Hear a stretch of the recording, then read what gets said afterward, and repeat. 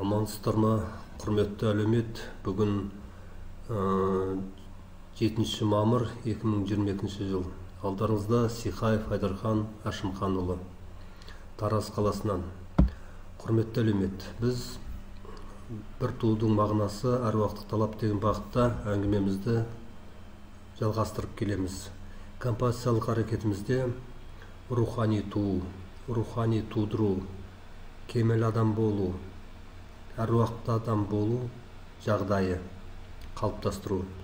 Яғни, құрметті әлеумет, біз ол үшін өткенімізге, бүгінімізге, болашағымызды жалғастыратын жағдайда әңгіме қозғап отырмыз. Өйткені өткенісіз бүгінің жоқ, бүгінсіз ертеңің жоқ деген мағынаға бәрі сайып келеді. Бәрімен бір-бірімен тығыз дүние. Яғни, біз өткен жолдары осыдан 4,5 мың жыл бұрын ата-бабаларымыздың жасаған бейнелік келбеттерін петроглифтен салған сіздерге көрсеттік. Сонымен өзіміздің жалғастырып атқан байланысын бүгінгі күндегі көркемдік бейнелеріңізді сомдадық. Яғни, мен аясында отырған кемел адам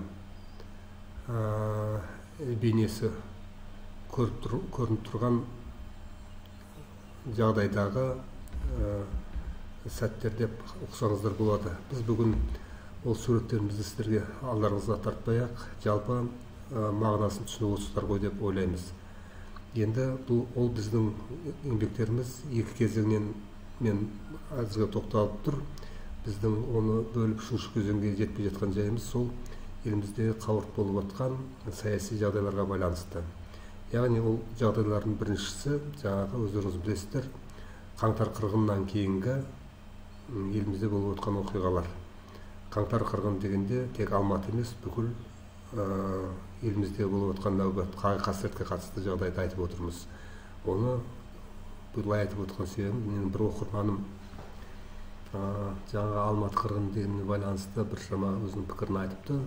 Соған толықтай қосыла отырып, мен бүгін соны осылай түзетіп, қайтадан еске салып, халыққа тек Алматы қырғын емес, бұл еліміздегі, яғни әр облыстарда болған, жалпы елдегі болған қаңтар қырғын деп айтқан шынымен де дұрыс деп естіп отырмыз. Бірақ та біздің әңгімеміздің бәрін айналып келгенде сіздер осылай дұрыс ұғасыздар деп сенеміз. Енді, құрметті әлеумет, референдум жағдайына біраз біздер үміттендік.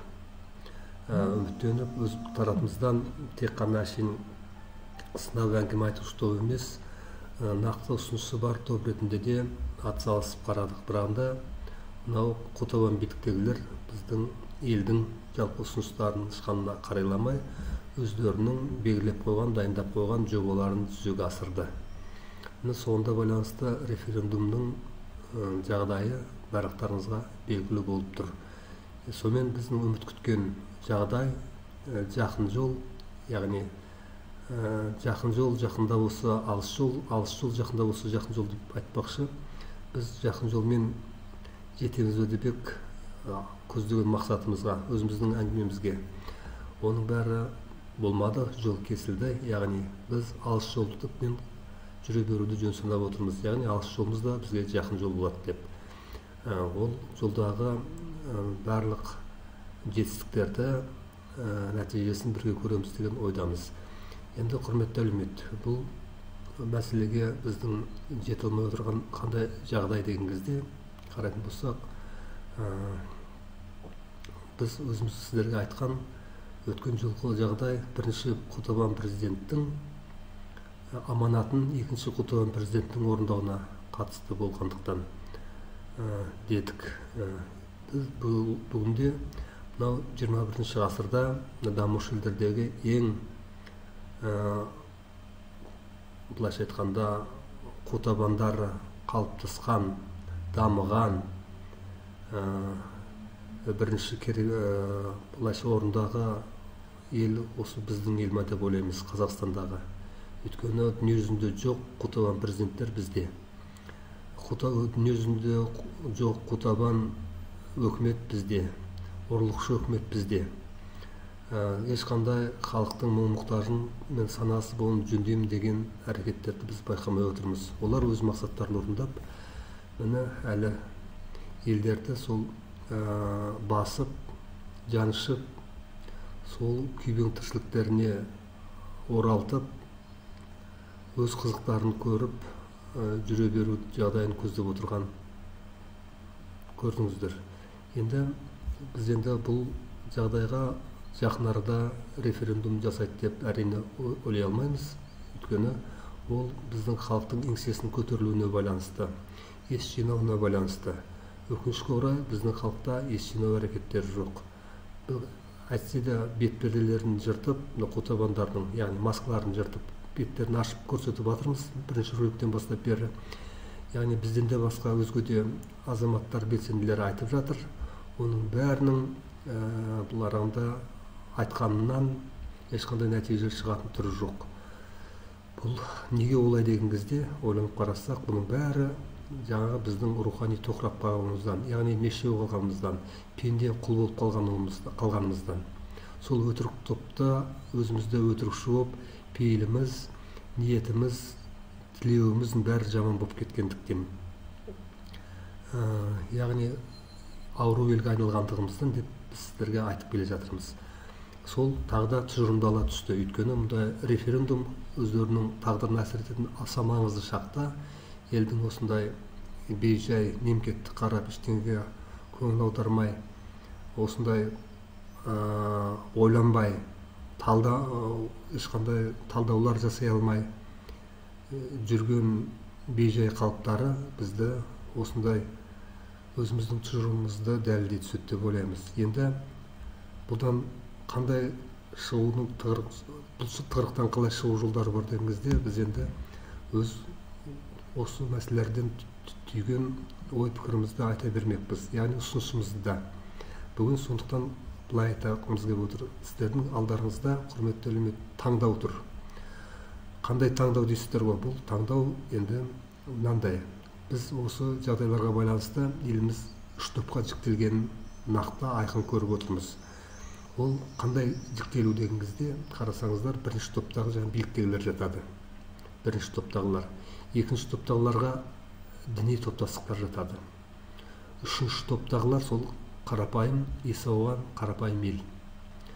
Міне, біз осыны мәселені біз қарапайым елге, есі ауған елге қарасты айтып отырмыз. Әрине бір жағынан есі ауған елге айтудың не қажеті бәрі түсінбейді десек, ойларыңызда дұрыс болар еді. Өйткені есі ауған елде айтқанды қайдан түсетін кім бар деген ой туады. Бірақ та осы есі ауған елде есі дұрыс адамдардың бар екенін біз әлі айтуымыз керек. Біз соларға арнап отырмыз. Солар арқылы бір-бірін тартып, есін жинататындай жағдайға жетеміз бе деп отырмыз. Ал бірінші, екінші топтыларға қарасты айтпау себебіміз, ол кісілер уже өз орындарын таңдаған адамдар, биліктегілер. Мен жаңағы бірінші топтағы биліктегілер дедік, екінші топтағылар жаңағы діни топтар дедік. Енді осыларды, олар нақты өздерінің ұстанымдары бар, идеологиялары бар, белгілі бір жағдайда қалыптасқан топтар. Бұлардың өзара байланыстары өте тығыз. Яғни қу-табан биліктегілер қажетті жағдайда жаңағы діни топтармен бірлесіп жұмыс істей алады. Оны сіздер қаңтар оқиғасынан, оның алдындағы саясаттардан көрдіңіздер. Оның жөнінде біз өз роликтерімізді айтып та келе жатырмыз. Олардың нақты білулеріңізге келсе, құрметті әлеумет, біздің ролик ескіріп, бүгін бар ондағы айтылған мәселелер. Бүгін бар ертең жоқ мәселе емес, бұлар тұрақтанып қалған нақты мәселелер. Оны оқып, қарап, рет-ретімен тыңдасаңыздар, өздеріңіз сөз түрде ойлаймыз. Яғни, бұл екі топтан бірінші биіктегі топтарда қандай адамдар десек, бұны орыстық топтар, жаңағы орыстануға бейім топтар деп айтсақ, екінші топтағыларды жаңағы діни топтар. Яғни діни топтарында Қазақстанда барлық діни топтар, соның ішіндегі біз нақты қазақтардың басын қатырып отырған топтар, жаңағы мұсылмандық топтар, исламдық топтарды айтып отырмыз. Яғни осы топтар қарапайым халықты жан-жағынан былайша айтқанда басып, тұқыртып, өз әрекеттерін, өз құлықтарын өткізіп отырған ұйымдар, топтар. Яғни бұлар кез келген уақытта бірігеді, кез келген уақытта өзінің ұстанымдары бар. Бұларды ешқандай ұстанымдармен, ешқандай идеялармен, ешқандай рухани жаңғыру әрекеттерімен, былайша айтқанда, былайша таңдап отыра алмайсыздар, жолға сала алмайсыздар. Өйткені олар өздерінің таңдауын жасаған топтар. Сондықтан елде әртүрлі ұстаным бола береді. Тек қазағым болса, қазақ мүддесі болса деп жүрген адамдар, біз ойлаймыз, жаңылысады. Осы мәселелер, бұл топтар тұрған кезде ешқашанда қазақ түзелмейді, еңсесін көтермейді. Міне, ал осы екі топ таңдауына қатысты тағы да үшінші топтың таңдауы бар. Үшінші топтан есі алған топ дейді, сол есі алған топтың ішінде тағы бір есін жиған кішкене бір қауымдастық адамдар, ел боламыз деген жаңағы өткенін біліп, есіне түсіп, жағдайын түзейміз, жаңғыртамыз деп жатқан топтар бар. Ол топтар осы жаңағы биліктегі топтар мен жаңағы діни топтардан басқа жол таппай отырған адамдар үшін өте қажет. Таңдауын таба алмай отырған адамдар үшін қажет. Соларға мұқтаж болып, соларға тәуелді болып отырған адамдар үшін қажет. Ол тәуелділіктерді жояды, осы қарапайым ел ішіндегі топтардың жаңағы жасап жатқан, рухани жаңғырып жатқан беталыстарына, бағдарларына көз салса, құлақ асса, солардың тобына қосылса, бірігіп, жаңағы бір жұмылып істесе, ол жағдайға жетеді деп ойлаймыз. Міне осы үш топ тұрған кезде, құрметті әлеумет, біздің осылардың арасына бәйек болып түсіп, елді жөндеймін деп жүрген белсенді топтар, жаңағы оппозициялық топтардың әрекеті әшейін құр жолда тұрғаннан аңғаруға болады. Құр жолда тұрғанда біз өткен жолы тығылған машинеге мысал келтірдік. Біздің ел тығылып тұрған көлік сияқты батпаққа батып деп. Міне осы топтар батпаққа батырып тұрған топтар, осы бір сонда тығылатын шұңқыры терең жолға ұқсайды. Жаңағы ниеті дұрыс болғанмен де оппозициялар барлық әлеуметтік экономикалық жағдайды көтеріп келгенде де, осы рухани мәселеге келген кезде, идеологиялық мәселеге келген кезде осыларға тіреліп, қайтадан сол батпаққа түсіп жатыр. Яғни бөксіп өттеп тұрған, тығылып тұрған көліктер сияқты. Сондықтан да оларға артынан жұрт ермейді, қосыла алмай жатыр, түсінбей жатыр. Айналып келген кезде осы мынау бірінші екінші топтың қазып қойған орнына, жолына, батпағына түсіп тығылып тұрған жайы бар. Қанша шығамын деп талпынғанмен де шығып келе жатып қайтадан түсіп отқандары сол. Сондықтан да ол жаңа оппозициялық топтарында әрекеттің бәрі құр әшейін шашау, былайша айтқанда далаға кетіп жатыр еңбектері. Өйтетініміз, олай дейтін себебіміз, бұл кісілерде жалпы елде саяси, рухани, ұлттық идеологияның болмауынан болып тұр. Ол идеологияны аңғармай, осы қу-табан топтардың жетегінде жүре беріп, осындай бейберекет күй кеше беретініміз анық. Яғни жаңағы оппозициялық топтар, жаңағы белсенді топтардың айтып жатқан, жырлап жатқан жырлары, айтып жатқан сөздері бәрі өспейтін адам өнбейтін дауды қуады деген сияқты болған жағдай. яғни ешқандай рухани ұстамдық үлгілерін олар ұсына алмай, соған жеткізіп сондай үлгіні тауып соларға біріге алмай, олардың істерінің бәрі әшейін құр әшейін болмақ, далаға кетпек деп ойлаймыз. Міне соның нәтижесінде бүгінгі билік сондай жағдайды жасап қойып, өздерінің жетістігіне жетіп отыр. Құрметті әлеумет, міне ол бұның бәрі жаңағы бір президенттің амандатын екінші президенттің орындап жатқан жағдайына, соның саяси әрекеттеріне байланысты.